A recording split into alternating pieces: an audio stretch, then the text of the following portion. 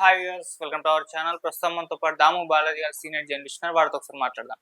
Sir నమస్కారం sir. నమస్తే. Sir Mohan Babu గారికి చంద్రబాబు నాయుడు గారు షాక్ ఇచ్చినట్లుగా తెలుస్తుంది సార్. మోహన్ బాబు యూనివర్సిటీ ఏదైతే ఉందో దాన్ని ఇప్పుడు మూసేయబోతున్నారంటూ వార్తలు వస్తున్నాయి సార్. అంటే మొదటి నుంచి కూడా ఈ యూనివర్సిటీ ఏదో ఒక కాంట్రవర్సీలు ఎదుర్కోవడం చూస్తున్నాం. మరి ఇప్పుడు ఏం జరిగింది? నిజంగా మూసేయబోతున్నారా? మరి దీని వెనకాల మంచు మనోజ్ గారు ఉన్నారన్న స్పెక్యులేషన్ స్టోరీస్ కూడా వినిపిస్తున్నాయి సార్. అసలు ఏం జరిగింది ఈ యూనివర్సిటీకి సంబంధించి? మరి మూసేయబోతున్నారా సార్? ఇప్పుడు మోహన్ బాబుకి చంద్రబాబు షాక్ ఇచ్చాడని మోహన్ బాబు యూనివర్సిటీని మూసేయబోతున్నారని వార్తలు ఈరోజు సంచలనం లేపాయి.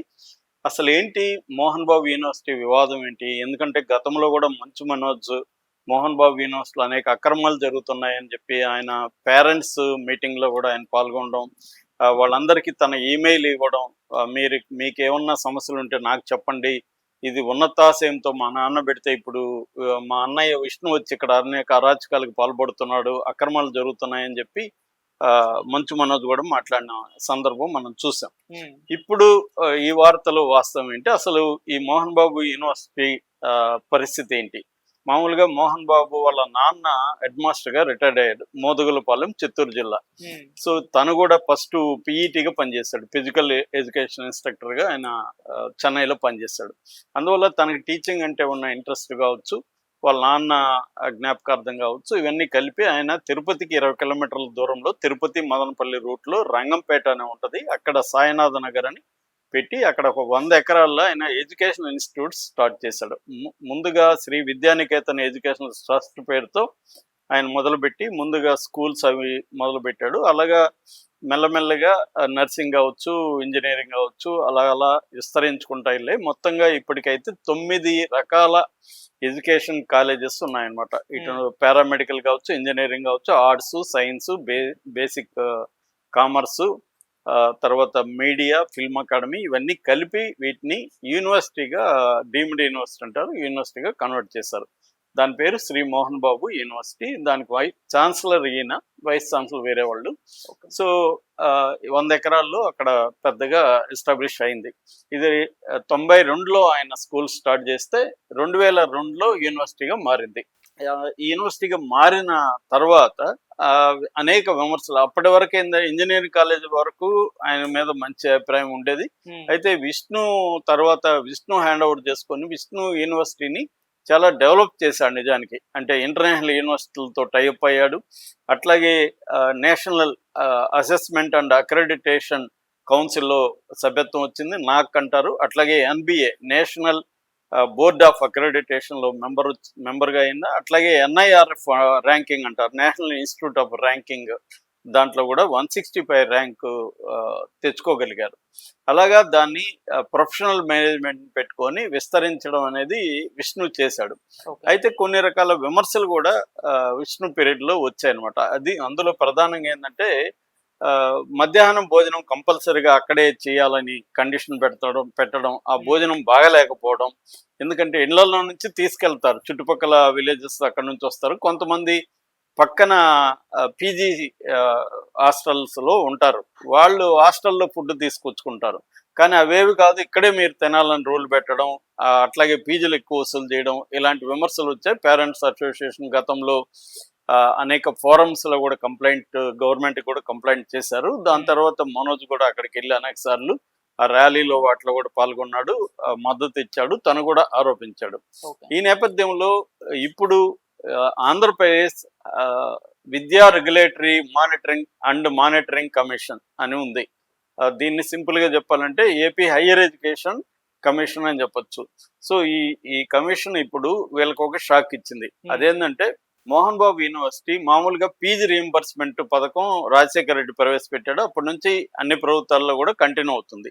ఈ ఫీజు రీయింబర్స్మెంట్ ఉన్న విద్యార్థుల దగ్గర ఫీజు తీసుకోకూడదు, అది గవర్నమెంటే వాళ్ళకి కాలేజెస్ కానీ యూనివర్సిటీస్ కానీ గవర్నమెంట్ ఇస్తుంది. మామూలుగా ఏంటంటే ఏ గవర్నమెంట్ అయినా ఇస్తుంది కానీ త్వరగా ఇవ్వదు. యూనివర్సిటీలు కానీ ఎడ్యుకేషన్ ఇన్స్టిట్యూట్స్ కానీ గవర్నమెంట్ దగ్గర తిరుగుతూ ఉండాలి, ఎప్పుడో రిలీజ్ అవుతాయి.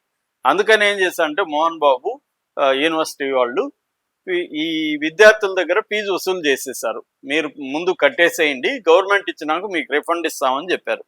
ఇంకా విద్యార్థులు విధి లేకుండా కట్టారు. అలాగా 26 కోట్ల 17 లక్షలు 3 ఏళ్లలో 2022 నుంచి ఇప్పటి వరకు ఈ 3 ఏళ్లలో విద్యార్థుల దగ్గర అంటే వాళ్ళు కట్టన అవసరం లేదు, వాళ్ళకి గవర్నమెంట్ పే చేయాలి, అయినా కూడా వాళ్ళ దగ్గర 26,17,00,000 వసూలు చేశారు. ఈ విషయాన్ని హైయర్ ఎడ్యుకేషన్ కమిషన్ గుర్తించి మోహన్ బాబు యూనివర్సిటీకి ఫైన్ వేసింది, 15 lakh ఫైన్. తర్వాత 26,17,00,000ని 15 రోజుల లోపల రీఫండ్ చేయాలి, అందరు ఎవరి దగ్గర తీసుకున్నారో వాళ్ళకి ఇచ్చేసేయాలనేది ఇచ్చింది. దాంతోపాటు యూనివర్సిటీకి లైసెన్స్ రద్దు చేయమని కూడా గవర్నమెంట్కి ఒక సిఫార్సు లేదా రికమెండేషన్ చేసింది. ఇప్పుడు కానీ గవర్నమెంట్ ఇంకా నిర్ణయం తీసుకోలేదు, అంటే రద్దు చేయాలా లేదని. లైసెన్స్ కానీ రద్దు చేస్తే మాత్రం యూనివర్సిటీ క్లోజ్ అవుతుంది, యూనివర్సిటీ అనేది ఫంక్షనింగ్ ఉండదు. సో మరి ఎందుకంటే ఇక్కడ చంద్రబాబు ప్రభుత్వం, అక్కడ మోడీ ప్రభుత్వం ఉంది కాబట్టి చంద్రబాబు డిసైడ్ అయితే చేయొచ్చు, కానీ మరి డిసైడ్ అవుతాడా లేదని చూడాలి. ఎందుకంటే మోహన్ బాబుకి ఇటు మోడీతో సత్సంబంధాలు ఉన్నాయి, ఇటు చంద్రబాబుతో మంచి సంబంధాలు ఉన్నాయి, ఆయన జగన్ అధికారంలో ఉండి జగన్తో మంచి సంబంధాలు ఉన్నాయి. ఇలాగా మోహన్ బాబు అధికారంలో ఎవరున్నా వాళ్ళతో మంచి సంబంధాలు కంటిన్యూ చేయడం అనేది చూస్తున్నాం. సో అందువల్ల మోహన్ బాబు మోడీ ఆ మధ్య కూడా మోహన్ బాబు ఫ్యామిలీ అంతా మోడీ దగ్గర కలిసి చాలా టైం స్పెండ్ చేశాడు మోడీ వీళ్ళతో. కాబట్టి ఏమన్నా దీన్ని మోడీ సేవ్ చేస్తాడు అనేది చూడాలి. ఏదేమైనా ఇదైతే షాకే, 26 కోట్లు వెనక్కి ఇవ్వాలి, 15 లక్షలు ఫైన్. దీని మీద ఇప్పుడు మోహన్ బాబు ఏం చేస్తాడంటే హైకోర్టులో కేసు వేశాడు, అంటే రిట్ వేశాడు. ఇది వీళ్ళు చెప్తున్నది కరెక్ట్ కాదు, నేను మళ్ళీ రిఫండ్ ఇస్తాననే వాళ్ళ దగ్గర వసూలు చేశాను, అది చెప్పాడు. ఆయన వెర్షన్ ఆయన చెప్పాడు. ఇప్పుడు కోర్టు 3 వారాల పాటు ఈ హయ్యర్ ఎడ్యుకేషన్ కమిషన్ తీసుకున్న నిర్ణయాన్ని విత్హెల్డ్లో పెట్టింది, అబేయన్స్లో పెట్టింది. అంటే 3 వారాల పాటు ఈయన కట్టాల్సిన అవసరం లేదు, కోర్టు తీర్పు వచ్చినాకనే కట్టాలి. దీన్ని ఇప్పుడు ఈ 14కి విచారణ జరగబోతుంది. విచారణ తర్వాత ఏంటంటే జనరల్గా కోర్టు ఏం చేస్తుందంటే నోటీసులు ఇస్తుంది హయ్యర్ ఎడ్యుకేషన్ కమిషన్కి, తర్వాత ఏపీ గవర్నమెంట్కి, వీళ్ళకంతా నోటీసులు ఇస్తుంది, వాళ్ళ అభిప్రాయాలు తీసుకుంటుంది. మొత్తం కేసుని పరిశీలించి ఏపీ హయ్యర్ ఎడ్యుకేషన్ కమిషన్ చెప్పిన దాంట్లో వాస్తవం ఉంది, వీళ్ళు ఇలాగ అక్రమంగా వసూలు చేశారు ఫీజు అనుకున్నప్పుడు ఖచ్చితంగా మోహన్ బాబుకి ప్రాబ్లం అవుతుంది. అప్పుడు కూడా మోహన్ బాబు సుప్రీంకోర్టు వరకు కూడా వెళ్ళే అవకాశం ఉంది. అంటే మోహన్ బాబు ముందున్న ఆప్షన్ ఏంటంటే దీన్ని టైం బయింగ్ అంటారు. అంటే గతంలో కూడా మనం చూసినప్పుడు మంచు మనోజ్ విష్ణు మధ్య గొడవలు వచ్చినప్పుడు TV9 యాంకర్ మీద దాడి చేసినాడు మోహన్ బాబు, దాని మీద కేసు పెట్టినప్పుడు కూడా అతనికి ఆల్మోస్ట్ అరెస్ట్ వారెంట్ ఇష్యూ అయిపోయింది. ఆ టైంలో మోహన్ బాబు సుప్రీంకోర్టుకి వెళ్ళి దాన్ని ఆపుకోగలిగాడు. అంటే బాగా డబ్బుండి పెద్ద లాయర్లు పెట్టుకునే వాళ్ళు న్యాయ వ్యవస్థను ఎలా ఉపయోగించుకుంటారంటే ఫస్ట్ టైం బౌండ్, తన మీద జరుగుతున్న ఇది కానికుండా ముందు టైం కొనుక్కుంటారు. కొనుక్కున్న తర్వాత బ్యాక్డోర్ డిప్లొమసీ అంటారు, బ్యాక్డోర్ డిప్లొమసీలో మ్యానిపులేషన్స్ జరుగుతాయి. జరిగి మెల్లగా అది నేరుగారిపోయేట్టుగా చూసుకుంటారు. పబ్లిక్ దీంట్లో నుంచి అవి వెళ్ళిపోతుంది, మీడియా పెద్దగా పట్టించుకోదు. ఈ లోపల వాళ్ళు మేనేజ్ చేసుకుంటారు, ఈ విషయాన్ని అందరూ మర్చిపోతారు. జనరల్గా జరిగే ప్రొసీజర్ ఇది. ఇదే ప్రొసీజర్ని మోహన్ బాబు కూడా ఫాలో అవుతున్నాడు. ఇప్పుడు ఆయన 15 lakhs కట్టడు, 26 కోట్లు కూడా ఇమ్మీడియట్గా వెనక్కి ఇవ్వడు. కోర్టుల్లో జరుగుతూ ఉంటుంది. ఈ కోర్టు ఇప్పుడు హైకోర్టు కూడా కట్టమని చెప్పింది అనుకో, సుప్రీంకోర్టుకి వెళ్తాడు. సుప్రీంకోర్టులో ఎలాగో టైం పడుతుంది, ఎందుకంటే ఆల్రెడీ కోర్టుల్లో మన దేశంలో 5 కోట్ల పైన కేసులు పెండింగ్లో ఉన్నాయి. ఒక సుప్రీంకోర్టులోనే 55 నుంచి 60 వేల కేసులు పెండింగ్లో ఉన్నాయి. కాబట్టి ప్రతిదాన్ని వాళ్ళు ఆగమేఘాల మీద ఏమి చేయరు. పైగా గవర్నమెంట్స్ కూడా ఈ లోపల మ్యానిపులేట్ చేసుకున్నప్పుడు వీళ్ళు సారీగా సమాధానం లేదు, వీళ్ళు టైం తీసుకుంటారు. ఇలాగా డ్రాగ్ ఆన్ చేస్తూ మ్యానిపులేట్ చేసుకొని చేసేది అనేది. అందుకనే పరిచయాలు ఎందుకు ఉంటాయి, ఎందుకు పిఎంలని వీళ్ళందరినీ ఎందుకు గెలుస్తుంటారంటే ఇలాంటి క్రైసిస్లు వచ్చినప్పుడు అక్కడ పిఎంఓలో సంబంధాలు పెట్టుకొని మేనేజ్ చేసుకోవడానికి. వీళ్ళు మామూలుగా ఏమీ లేదు, గౌరవార్థం కలిసాము ఇవన్నీ కథలు చెప్తుంటారు మనకు, కానీ గౌరవార్థం లేదు, ఏమి లేదు. ప్రతి దాంట్లో ఒక పర్పస్ ఉంటుంది. ఆ పర్పస్లు ఏంటంటే ఇలాంటి చట్ట వ్యతిరేక కార్యక్రమాలు చేయాల్సి వస్తుంది మన యూనివర్సిటీలో, మన కాలేజెస్లో.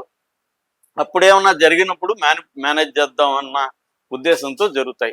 అయితే ఇప్పుడు వస్తున్న వార్త ఏంటంటే దీని వెనక మనోజ్ ఉన్నాడని. ఎందుకంటే మనోజ్ లొకేషన్ కలవడం ఇవన్నీ కూడా మనం చూసాము. వాళ్ళ గొడవలప్పుడు లోకేష్ నారావారిపల్లిలో ఉన్నప్పుడు మనోజ్ వెళ్ళి లొకేషన్ కూడా కలిసి వచ్చాడు. సో లోకేష్ మొత్తం ఫైల్ అంతా ఇచ్చాడు అని చెప్తున్నాడు. లోకేష్కి మనోజే లీక్ చేశాడు మొత్తం ఫైలు, అసలు ఎలా